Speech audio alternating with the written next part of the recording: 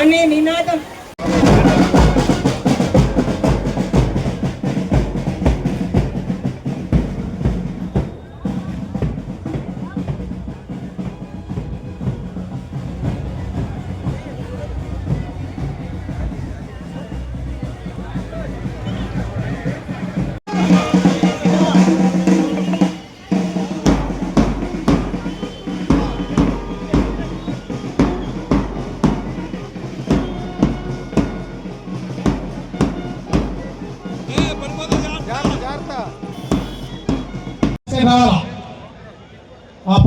పవన్ వాళ్ళందరూ బ్యాక్ రమ్మండి, నర్సులు కూడా నర్సులు పట్టుకోండి.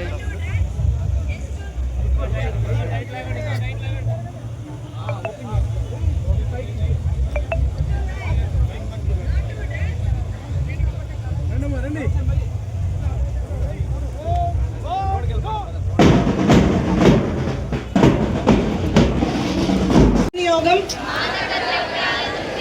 మరియు అక్రమ రవాణా వ్యతిరేక దినోత్సవం నాడు మన దేశ భావితరాల భవిష్యత్తు దృష్ట్యా మన దేశాన్ని మన రాష్ట్రాన్ని మాదక ద్రవ్యాల నుంచి విముక్తి చేయడానికి ఇతరులను కూడా వ్యతిరేకించడానికి ప్రోత్సహిస్తానని, మాదక ద్రవ్యాల వినియోగం వల్ల కలిగే దుష్పరిణామాలని గురించి నా కుటుంబ సభ్యులకు, స్నేహితులకు మరియు సమాజానికి పాల్గొంటానని ఉచిత టోల్ ఫ్రీ నంబర్లు 112 ఇక్కడికి విచ్చేసిన మీ అందరూ కూడా నమస్కారం తెలియజేస్తూ, ఈ రోజున ఆంధ్రప్రదేశ్ ప్రభుత్వం ప్రత్యేకంగా చేపట్టిన ఈ ప్రపంచంలో ఈరోజు డ్రగ్ రహిత రోజుగా డిక్లేర్ చేసిన సందర్భంలో ఆ యొక్క డ్రగ్స్ని నిరోధించడానికి ప్రతి ఒక్కళ్ళు కృషి చేయాలి, అవగాహన పరచాలి. దానివలన పొందుతున్న నష్టం ప్రత్యేకంగా యువత, విద్యార్థుల్లో అవగాహన కల్పించాలి.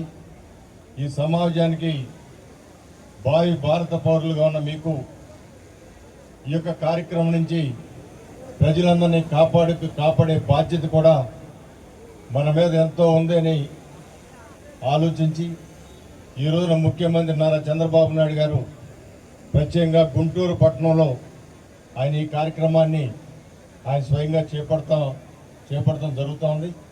ఇదే సమయంలో మన విజయవాడ నగరంలో ఈ కార్యక్రమాన్ని ఏర్పాటు చేసిన అధికార యంత్రాంగాన్ని మనస్ఫూర్తిగా నేను కృతజ్ఞతలు తెలియజేస్తూ, ఇది ప్రతి ఒక్కళ్ళ సమస్య. ఈ సమస్య పరిష్కారం ఒక కలెక్టర్ గారి చేతుల్లోనో, సిపి గారి చేతుల్లోనే ఉందనుకుంటే అది కరెక్ట్ కాదు. ప్రతి తల్లి, ప్రతి తండ్రి, ప్రతి బిడ్డ దీని గురించి డ్రగ్ రహిత అవసరాన్ని గురించి ఆలోచించవలసిన అవసరం ఉంది. ఈ రోజున ఎవరో డ్రగ్ తీసుకున్న వాళ్ళని పట్టుకోవాలా, శిక్షించాలా, లేకపోతే వాళ్ళని మార్చాలి, కౌన్సిలింగ్ చేయాలనే దానికంటే ప్రతి తల్లి తండ్రి కూడా తమ బాధ్యతగా తన కుటుంబంలో ఎవరికైనా అలాంటి అలవాటు ఉన్నా, అలాంటి అలవాటుకు అలవాటు పడే అవకాశం ఉన్నా దాన్ని కంట్రోల్ చేసుకోవాల్సిన బాధ్యత ఉంది. అలాగే పబ్లిక్ ర్యాలీ నిర్వహించి డ్రగ్స్ వద్దు ప్రో అని చెప్పి ఏదైతే గవర్నమెంట్ ఆఫ్ ఆంధ్రప్రదేశ్ ఈ ఈగల్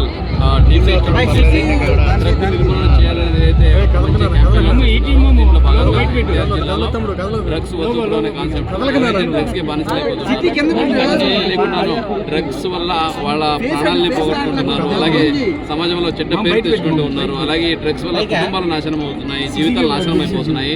ఇటువంటి పరిస్థితి ఎవరికి రాకూడదు అనే విచారంతో ప్రతి ఒక్కరికి అవగాహన కల్పించడానికి, ముఖ్యంగా యూత్స్ ఎవరైతే టీనేజర్స్ అట్లాగే కాలేజ్ పిల్లలు ఉంటున్నారు, అలాగే క్యూరియాసిటీ వల్ల చాలామంది డ్రగ్స్కి బానిసలు అయిపోతున్నారు. సో ఇటువంటి సిచ్యువేషన్ స్టాప్ చేసి మనం మంచి సమాజ నిర్మాణం చేయాలి. మంచి సమాజ నిర్మాణం చేస్తూ మంచి డ్రగ్ లేని సమాజాన్ని సిపి గారి ఆధ్వర్యంలో ఈ రోజు ఎన్టీఆర్ జిల్లాలో ఈ కార్యక్రమం చెప్పడం జరిగింది. దీనికి యూత్ అందరూ తరలి రావాలి.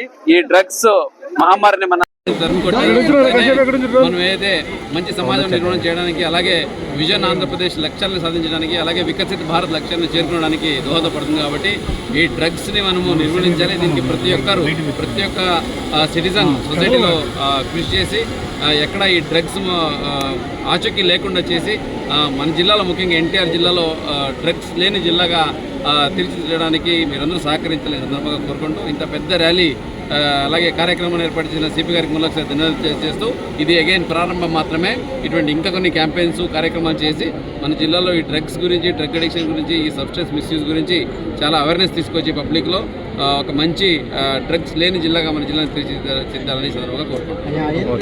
యాంటీ డ్రగ్ డే సందర్భంగా ఈరోజు సమాజంలోని వివిధ వర్గాలందరూ పెద్ద ర్యాలీ నిర్వహించుకుంటున్నాం.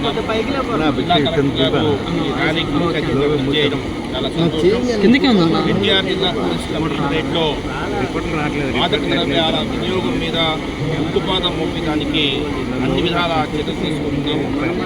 ముఖ్యంగా ఎవరైతే డ్రగ్ పెడ్లర్స్ ఉన్నారో వారిని గుర్తించి వారి మీద ఎన్డీపీఎస్ యాక్ట్ కింద కేసులు కట్టించడమే కాకుండా మోర్ దాన్ 1 ఎన్డీపీఎస్ యాక్ట్ ఉన్న వ్యక్తుల మీద with NDPS act preventive detention చేస్తూ 11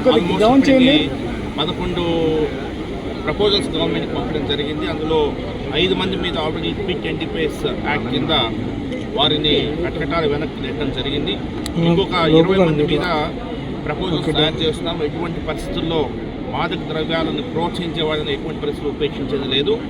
అదేవిధంగా ఈ మధ్యన మీరు చూశారు, ఎండిఎంఏ డ్రగ్ వినియోగం కూడా పోలీస్ శాఖ సిటీ టాస్క్ ఫోర్స్ కొంత రికవర్ చేసింది. అందులో భాగంగా వివిధ వర్గాల్లో ఎవరు ఈ డ్రగ్స్ వినియోగం ఎవరు చేస్తున్నారనే విషయాన్ని క్షుణ్ణంగా పరిశీలిస్తున్నాము. ప్రొఫైల్స్ తయారు చేస్తున్నాము. ఆల్మోస్ట్ 126 స్టూడెంట్స్ని ఇందులో ఈ వినియోగిస్తున్నారు అన్న అనుమానాలు మాకున్నాయి. సో వారిని కూడా వారి ప్రొఫైల్స్ కూడా తయారు చేస్తున్నాము. సంబంధిత ఎడ్యుకేషన్ ఇన్స్టిట్యూషన్స్ కూడా భాగస్వామ్యం చేసి ఈరోజు ఎటువంటి పరిస్థితుల్లో డ్రగ్స్ వినియోగాన్ని ఆపేయాలా, ఎందుకంటే గత కొద్ది రోజులుగా గత కొన్ని సంవత్సరాలుగా ఈ మహమ్మారి మనను పీడిస్తూ ఉంది.